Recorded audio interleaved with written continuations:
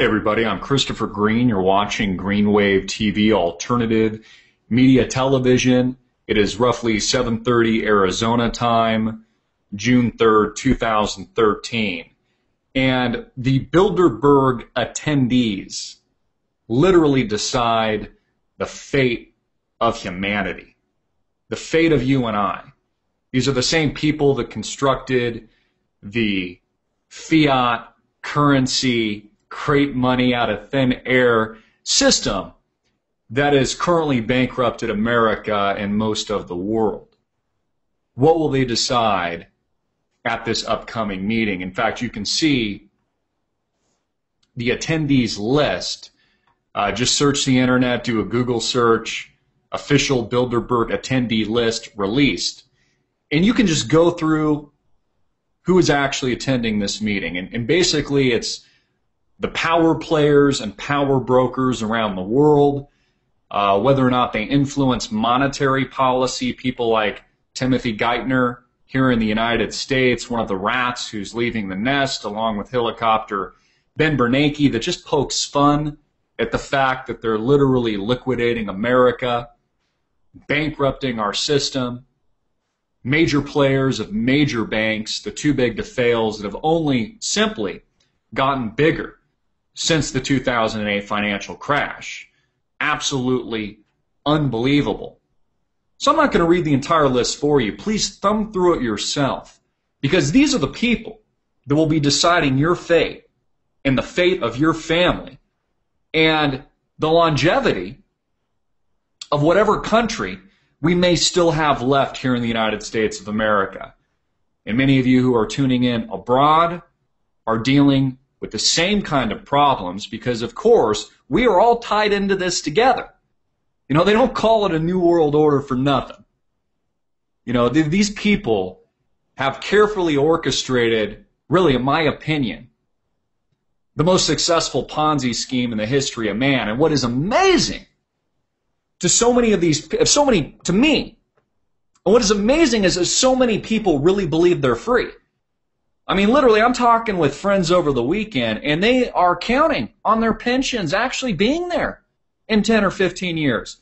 They'll tell me things like, Chris, you know, I got this great setup because I worked for the government, and I got this really sweet pension coming my way in about 10 or 15 years. And they're building that into their game plan. You know, I'm just ticking in my mind the national debt clock. You know, something I'll show them like, hey, have you seen this? $17 trillion and growing. And then I'll point to examples like Greece. You know, you remember the riots in Greece where their government comes to the people and says, hey, by the way, you're going to take a 50% haircut on your retirement benefits. We're not going to pay them in full. In addition to that, we're going to raise the retirement age. So it's absolutely amazing to me that so many people are operating in this false paradigm, thinking that everything's just going to work itself out. You know, somehow, all of these attendees at the Bilderberg meeting, at this elitist function, are somehow going to work it out for the little guy's benefit. Like they don't have their own self-interest and own selfish desires to fill, which begs an even bigger question.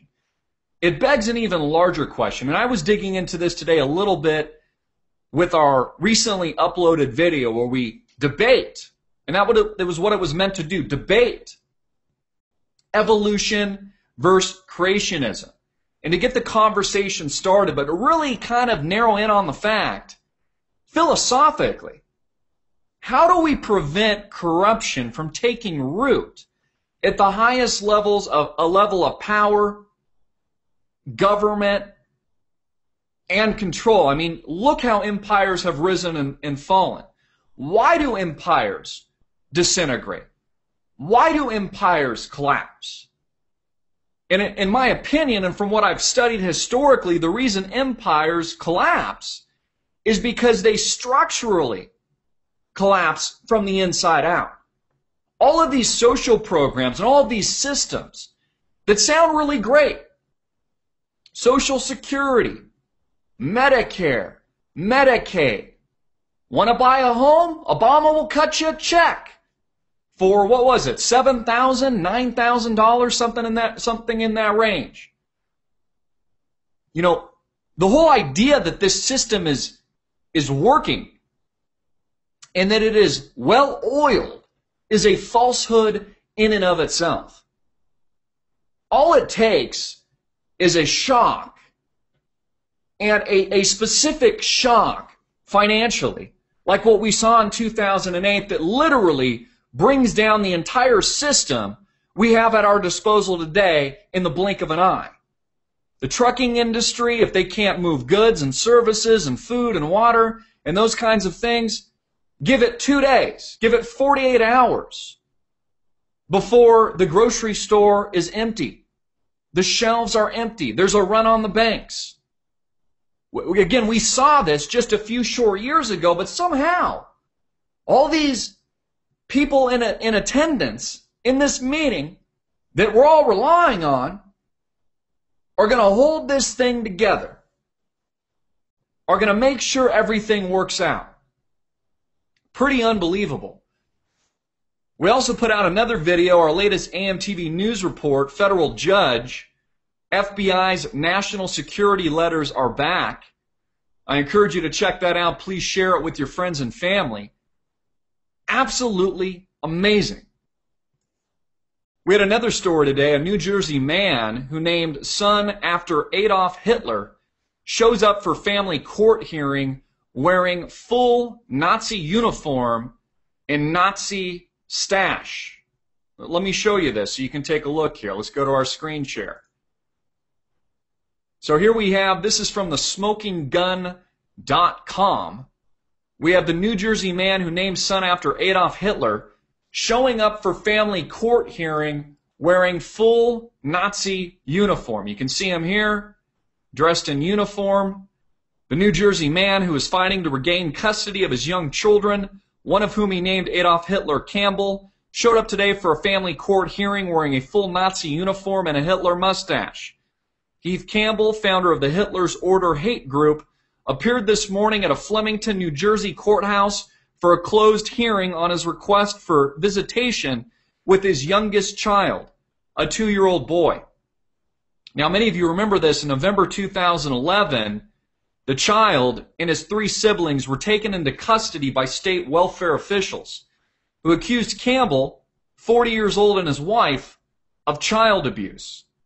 Campbell has meanwhile contended that he never neglected his children, claiming that they were seized by the state solely due to their names.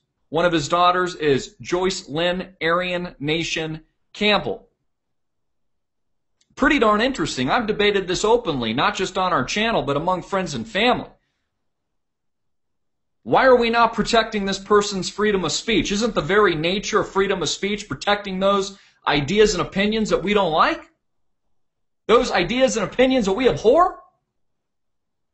And here we have the state openly and willfully attacking, albeit what many people might believe to be radical viewpoints, but removing their children because of their political opinion, because of their beliefs. Now, of course, there's probably an element of this we could argue is maybe a form of child abuse. But again, why have freedom of speech? Why have the Constitution? Why have the Bill of Rights if we're unwilling to protect those viewpoints, opinions, and ideas that we do not like? For example, I might not like the fact that you may decide to burn an American flag, but that doesn't mean you shouldn't be able to do it. You should be able to take those flags to the street, gas them up, light them up, and do what you want. I might not personally like it or agree with it. But as a liberty-loving, freedom-loving American, and also somebody that considers himself somebody with libertarian ideals, that is something that we need to allow take its course. Pretty unbelievable.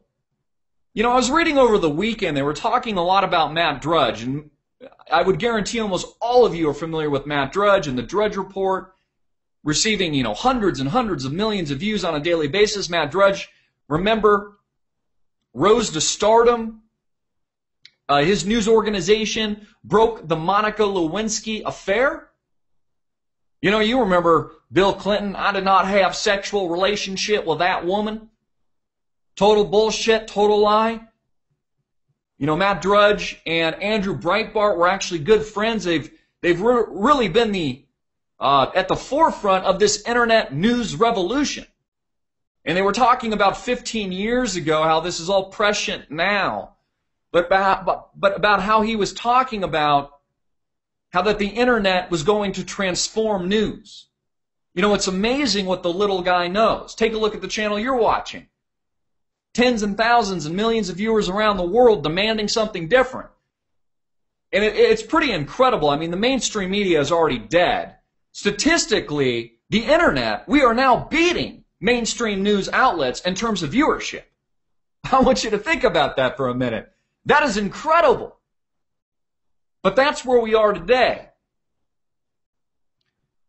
Also, I was reading a story, an Oregon man flying American flag upside down to protest Obama presidency. Again, may not agree with it.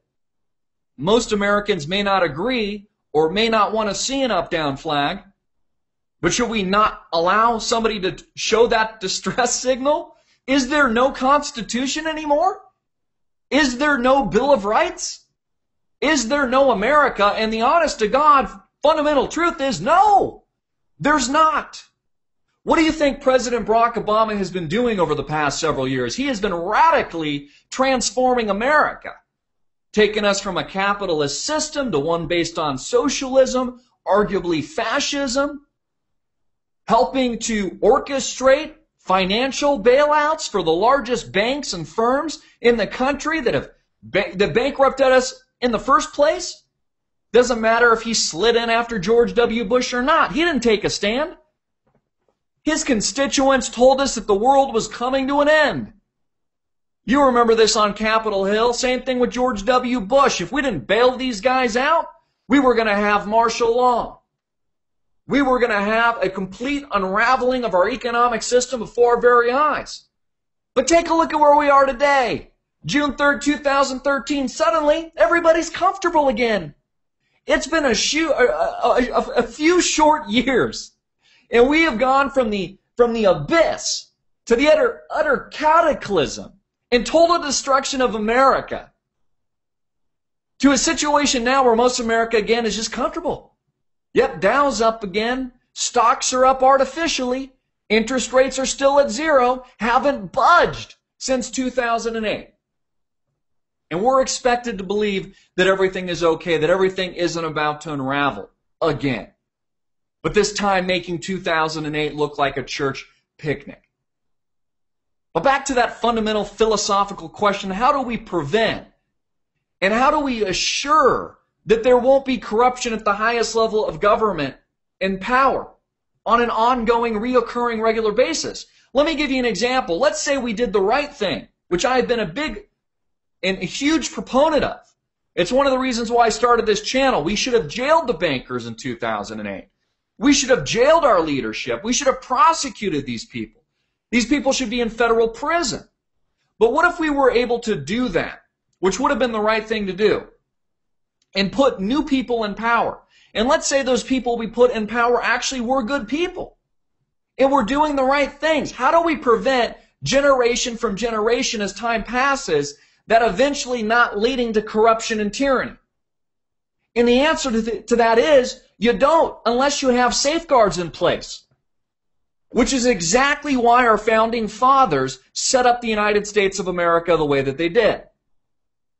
Why they warned us to fear our enemies, both foreign and domestic. They knew that things naturally led to tyranny. People say we've set up a secular state here in the United States, which is partly true.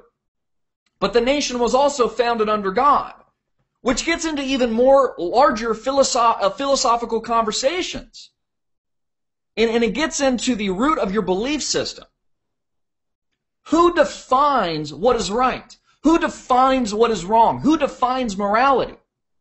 Does the guy I just mentioned to you, the guy that dresses up like Hitler, this guy, does he define?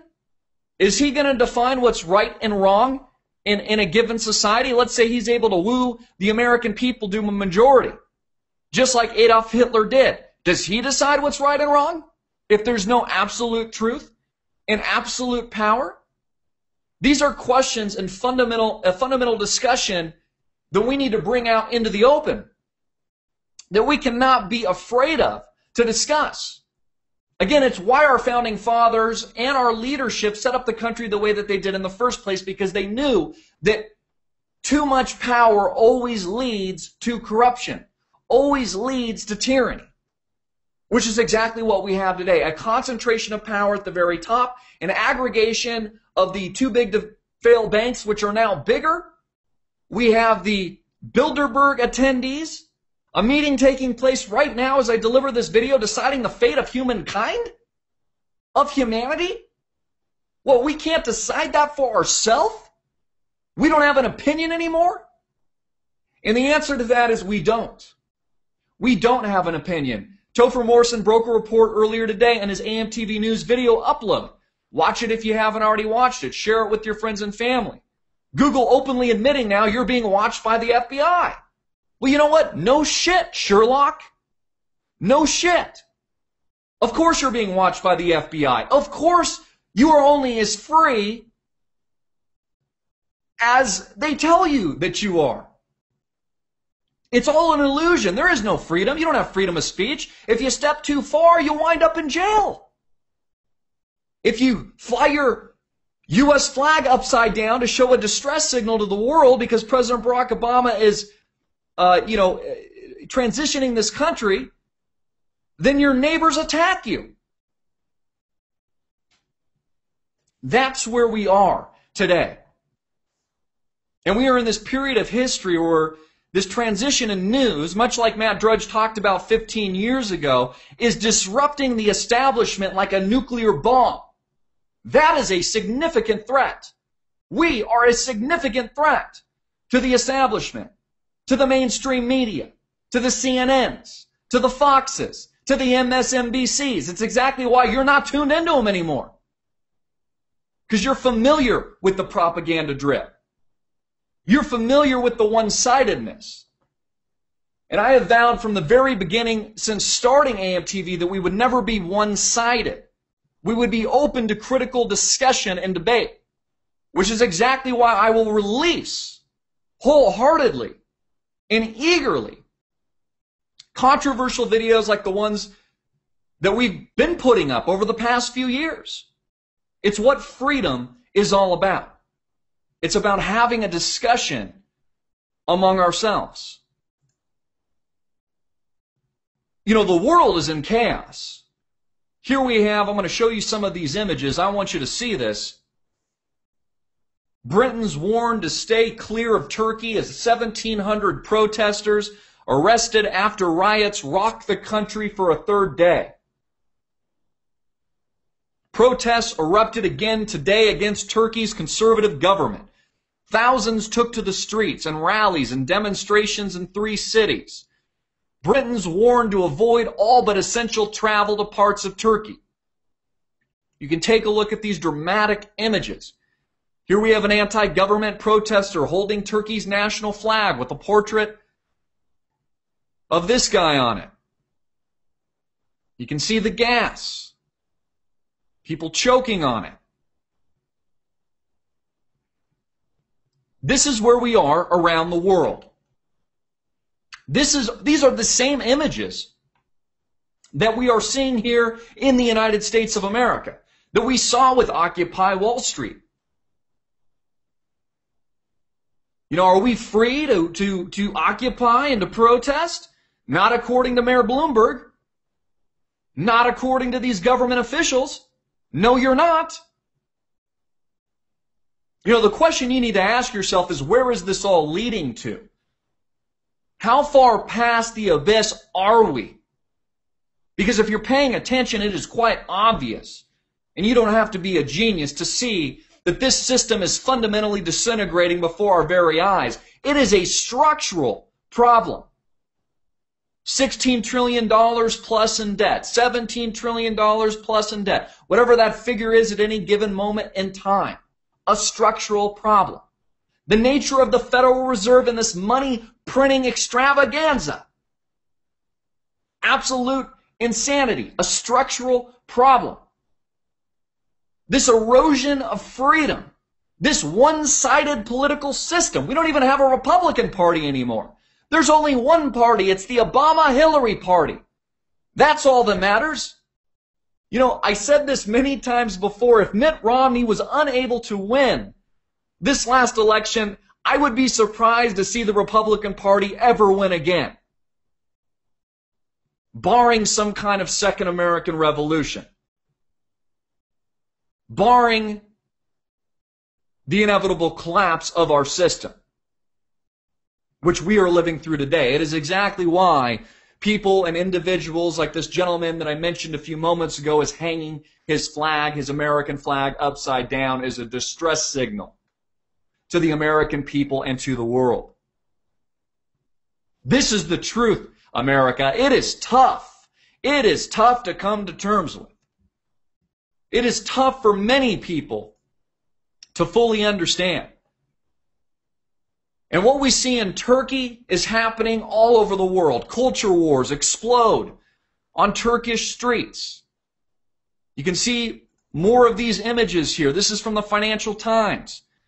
The protesters spilled off the ferries from the Asian side of the city on Sunday, waving their Turkish flags and clasping their iPhones to the celebratory honking of cars passing by. Women with headscarves and bearded men marched among the throng, heading through Istanbul's district and heading for the central Taksim Square. But as was the case with the still larger demonstration the day before, most of those attending were secular, younger Turks, business consultants, corporate finance executives, academics, and lawyers. More images here from the Telegraph. Turkey protesters celebrate after police leave Istanbul Square. I saw a video late last night as I was going to bed of a protester literally rammed by a bus. I'd be surprised if the guy survived. This is all coming to America. This is all coming to the red, white, and blue. Why? Why is the question you should ask. The answer to that, you need to come to terms with. You need to fully understand. You need to study the root structural problems that this country is experiencing and the world, to a large extent, is experiencing in this given point of history. War isn't just on the horizon. It is already here. War in Libya, war in Syria, war in Iraq, war in Afghanistan, the non-wars we don't admit to in Yemen and Pakistan. None of this has changed over the past few years. None of this has changed since President Barack Obama was elected. It has only been accelerated. And you have major financial institutions and securities analysts, people like Richard Bovee, saying we have 5 years, maybe 10, which I would say it'll be a lot shorter than 10, 10 being an outlier, and the U.S. dollar will lose its reserve currency status here in the United States of America. What does that mean? It means we will no longer be able to cover our interest payments on the debt that we have in place. It means we can no longer issue currency. It means that the dollar will experience hyperinflation. It means that our capital markets will structurally collapse because of these people, many of whom are in attendance at this Bilderberg function, at this Bilderberg meeting. We need to philosophically try to understand and debate and come to terms with how we build a better system post-collapse, how we build a better system, not just waiting for the disintegration, but begin building it now. And a lot of this is happening and taking root with technology. It's happening in people's living rooms, people's homes, people's places of business, churches. This is where this is taking place today. You know, you ask the average man on the street, and I think most people want peace. Most people do want peace. They want a good life. They want to live peacefully among their family and friends. Most people don't want war. But war is what we have, because war is on the docket, and war is the agenda of not just our president, but leadership around the world. They will not let this dollar lose its reserve currency status without engaging in a more aggressive global conflict, without recruiting you to go fight on the front lines. Will you fight for this corrupt government? Will you fight for these people, these banksters, these bailout kings and queens? Or will you choose your own path? The path of justice, the path of truth, light, righteousness, and goodness. The decision is up to you. I'm Christopher Green. You've been watching Green Wave TV, Alternative Media Television. Please get this video out to everybody you can. Subscribe to us on YouTube at cgreen34, Facebook at Green Wave TV, our Twitter account, follow me at Green Wave, and get it out to the viewing public. As always, hard-hitting and in your face.